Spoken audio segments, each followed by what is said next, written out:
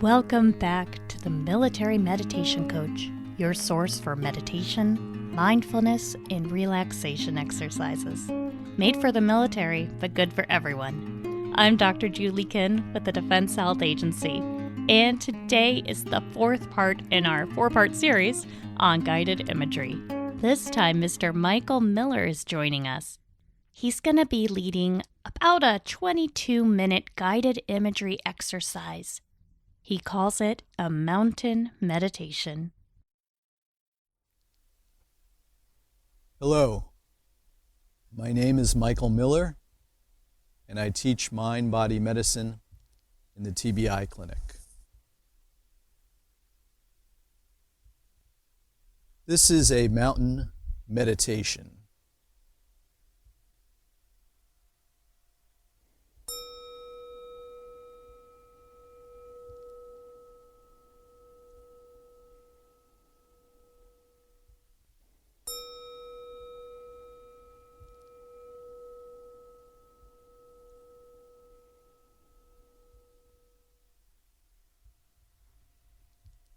This meditation is normally done in a sitting position, either on the floor or a chair, and begins by sensing into the support you have from the chair or the cushion,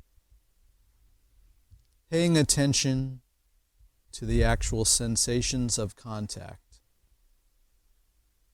Finding a position of stability and poise.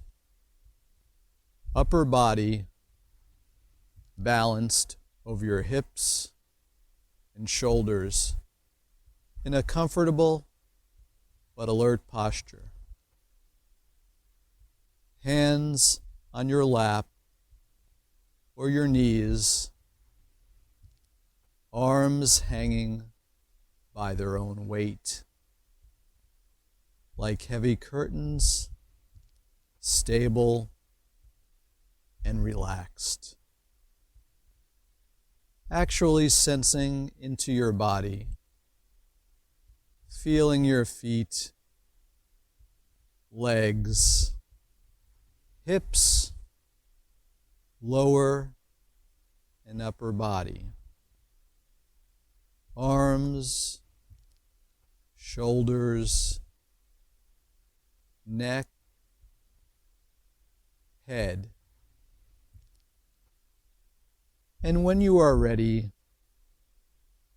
allowing your eyes to close, bringing awareness to breath, the actual physical sensations, feeling each breath as it comes in and goes out. Letting the breath be just as it is, without trying to change or regulate it in any way. Allowing it to flow easily and naturally, with its own rhythm and pace, knowing you are breathing perfectly well right now. Nothing for you to do. Allowing the body to be still and sitting with a sense of dignity, a sense of resolve, a sense of being complete, whole, in this very moment, with your posture reflecting this sense of wholeness.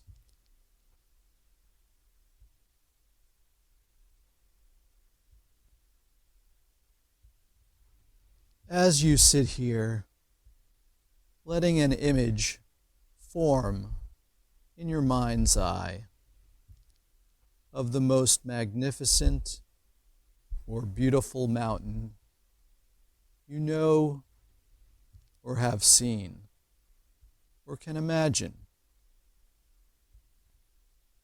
letting it gradually come into greater focus.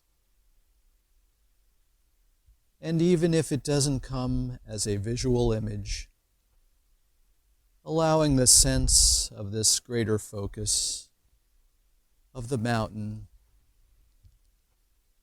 and feeling its overall shape, its lofty peak or peaks high in the sky, the large base rooted in the bedrock of the earth's crust, its steep or gently sloping sides.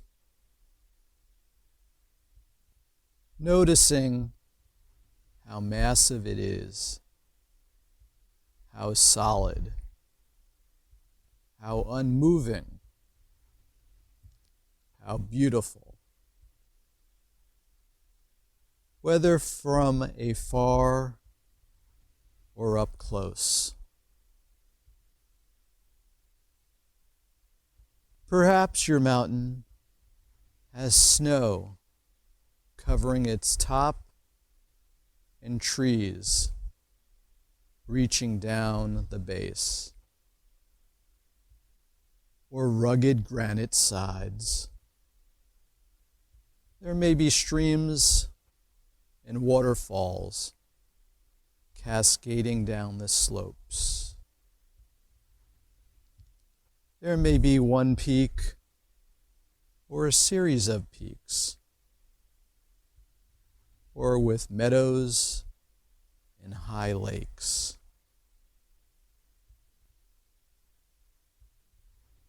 Observing it, noting its qualities, and when you feel ready, seeing if you can bring the mountain into your own body,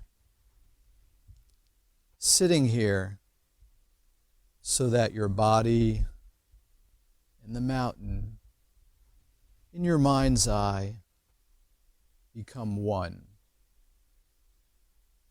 So that as you sit here, you share in the massiveness and stillness and majesty of the mountain. You become the mountain, grounded in the sitting posture. Your head becomes the lofty peak, supported by the rest of your body and affording a panoramic view. Your shoulders and arms, the sides of the mountain. Your buttocks and legs, the solid base. Rooted to your cushion or your chair. Experiencing in your body a sense of uplift from deep within your pelvis and spine. With each breath, as you continue sitting, becoming a little more a breathing mountain, alive and vital, yet unwavering in your inner stillness, completely what you are, beyond words and a thought, a centered, grounded, unmoving presence. As you sit here, becoming aware of the fact that as the sun travels across the sky, the light and shadows and colors are changing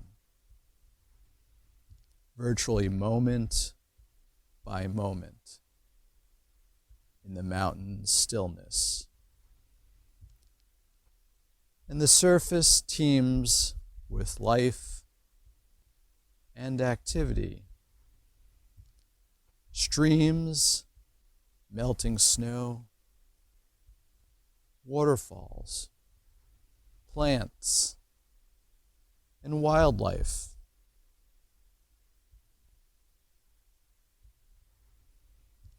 As the mountain sits, seeing and feeling how night follows day and day follows night.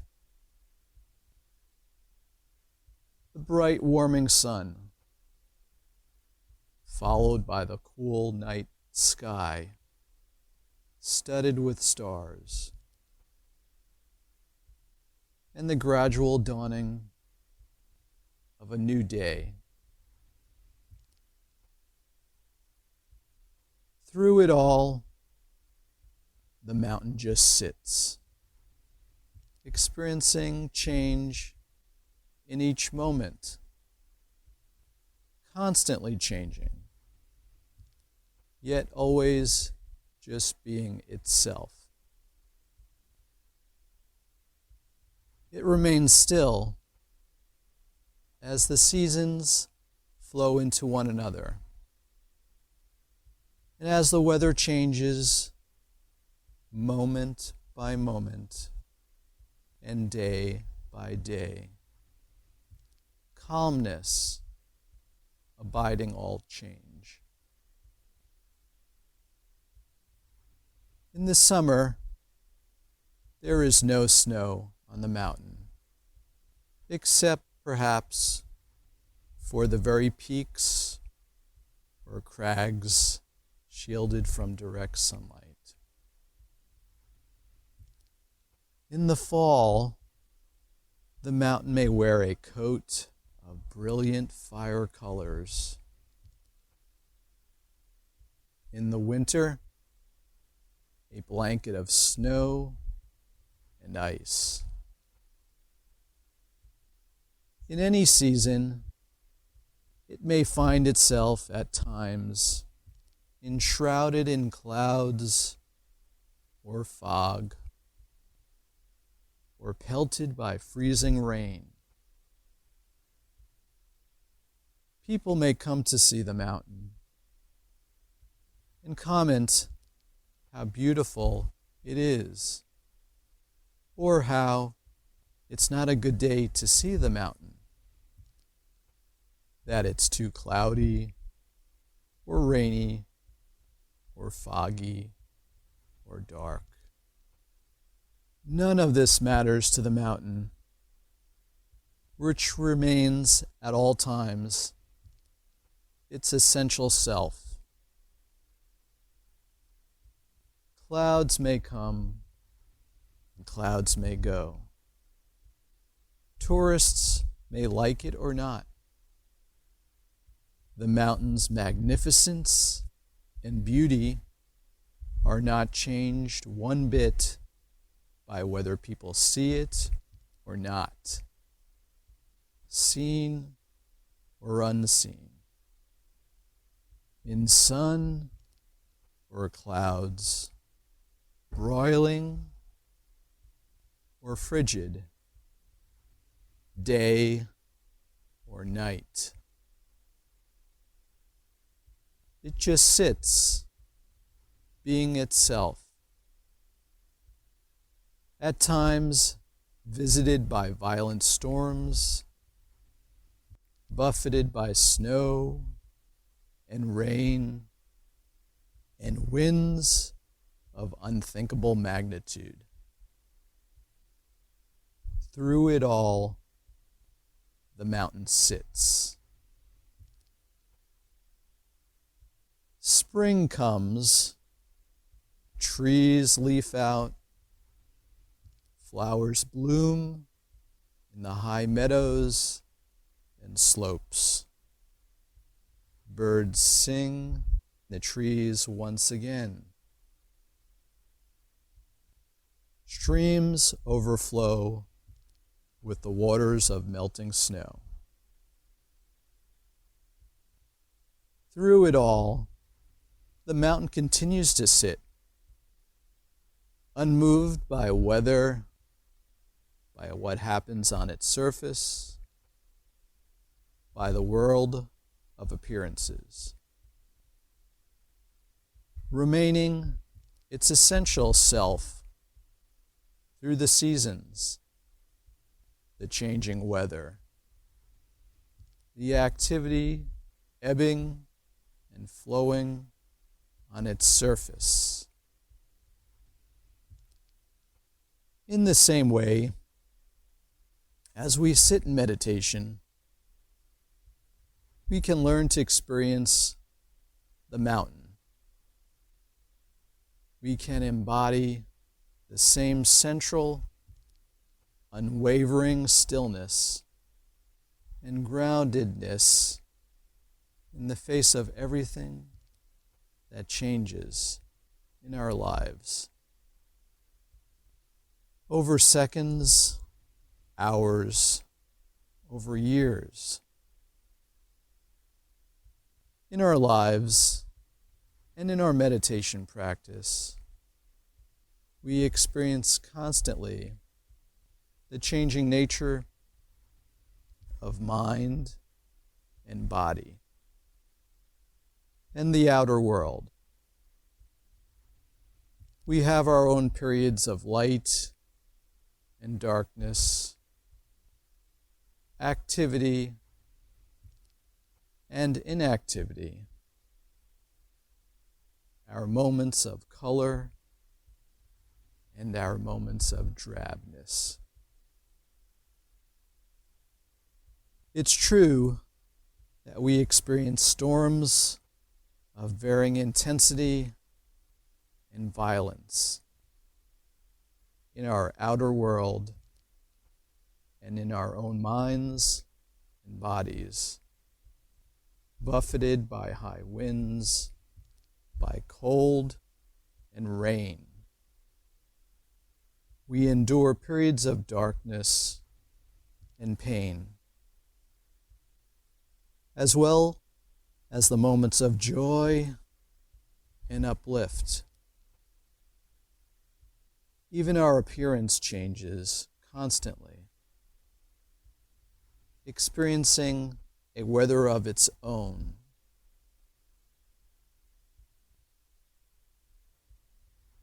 By becoming the mountain in our meditation practice,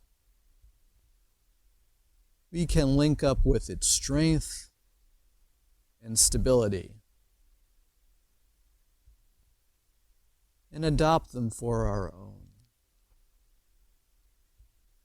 We can use its energies to support our energy, to encounter each moment with mindfulness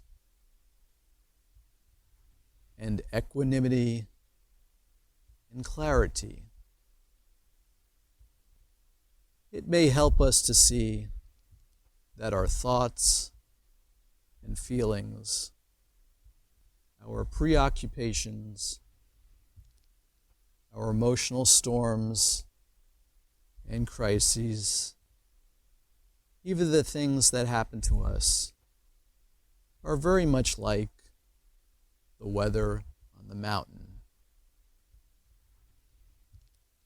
We tend to take it all personally, but its strongest characteristic is impersonal.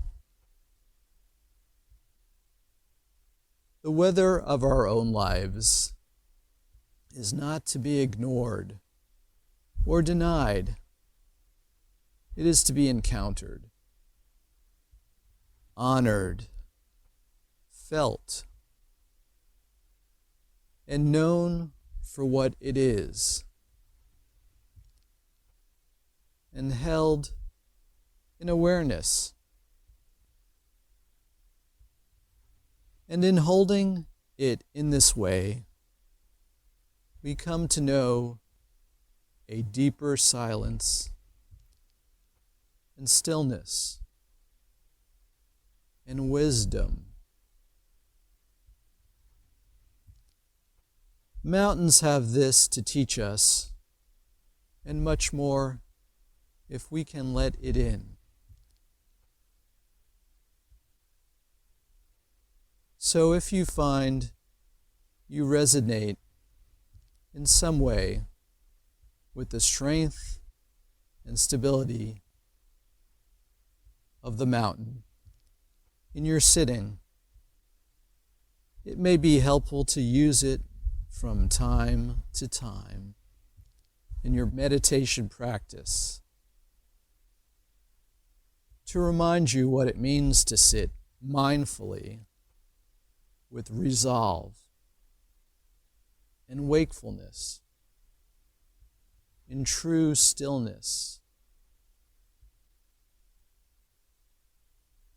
So, in the time that remains, continuing to sustain the mountain meditation on your own, in silence, moment by moment, until you hear the sound of the bells.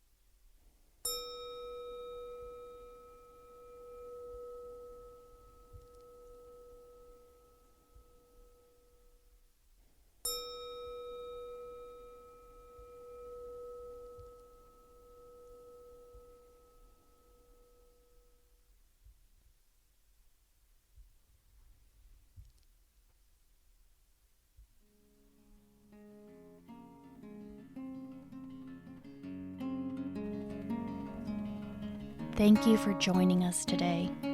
And thank you to those listeners who've reached out to let us know that you want more guided imagery. We'll get right on that.